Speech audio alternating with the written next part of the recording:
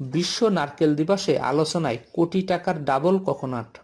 বিশ্বের বিভিন্ন দেশে মঙ্গলবার পালিত হলো বিশ্ব নারকেল দিবস। তবে সাধারণ নারকেলের চেয়ে বেশি আলোচনা এসেছে বিরল এক প্রজাতি কোকোডিমের। সেশেলস দ্বীপপুঞ্জে জন্মানো এই নারকেল বিশ্বের সবচেয়ে ভারী বীজ উৎপাদন করে। একটি নারকেলের ওজন 25 থেকে 40 কেজি পর্যন্ত হতে পারে। বিরলতার কারণে এর দামও আকাশচুম্বী। 50,000 থেকে 2 লাখ টাকা পর্যন্ত বিক্রি হয় এই নারকেল। শুধু দামেই নয়, পৌরাণিক কাহিনী ও বিশ্বাসের কারণে এই নারকেল বিশেষ মর্যাদা পেয়েছে। স্থানীয়রা একে উর্বরতার প্রতীক মনে করেন। বর্তমানে এটি সেশেলসের জাতীয় প্রতীক এবং কঠোর সরকারি নিয়ন্ত্রণে সংরক্ষিত।